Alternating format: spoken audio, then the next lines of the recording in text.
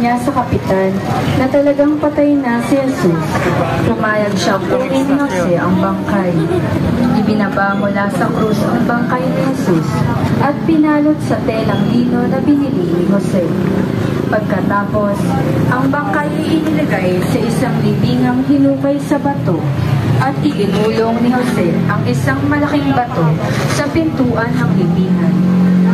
Nagmamasid naman sina Maria Magdalena at Maria na ina ni Jose at nakita nila kung saan inilibing si Jesus.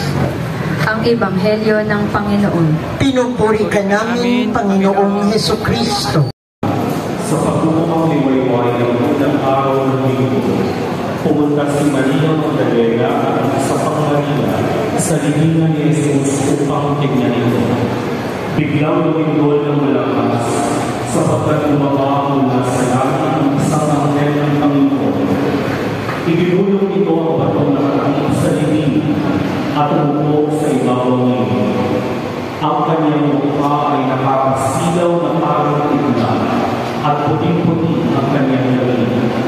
Nangingit sa takot ang mga bantay nang makita na itinapon sa krus.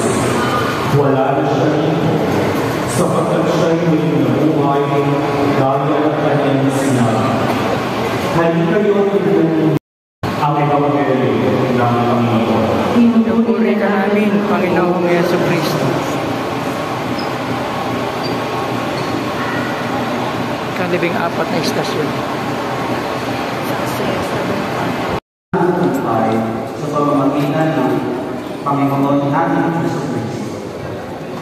Gayon din, ang misteryo ito ng ating kalubusan ay nakabulag sa pinakapuso ng ating sinasampalatayan na una ng mahayag na binigkas ni San Pedro kay Jesus. Ikaw ang Kristo, ang anak ng Diyos na buhay. Panalangin natin na ang mabuting balita ng kalubusan ay maging bumuga, panglahat at paglilingkod at kapayapaan. Ingatan mo kami, huwag mo hayaan na sino man sa amin ay mawalay sa iyo hanggang kami ay umabot sa pintuan ng pagkawin sa iyong piling.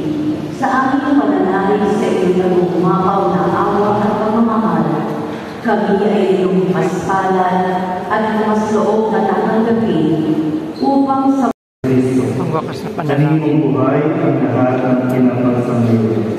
Kaya lubos namin kiniligiya ang aming mga hinahili na paghihirap at isapat namin magsunod sa iyong kalooban. Ang aming diwa ay lumok sa kahirapan, karamdaman, kagutuman, kasakiman, at bukod sa daigdig. Maraming inosenteng tao ang nagdurusa ng walang katarungan. Marami ang pinanganak ang mayroong epekto sa kaisipan at mga natawa. Aming magnaunawaan na patuloy na pinapasan ni Jesus ang kanyang Diyos sa isip at katawan ng lahat ng taong nilalaan. Tulungan kami makita ang kalooban mo sa bawat pangyayari sa aming buhay araw-araw.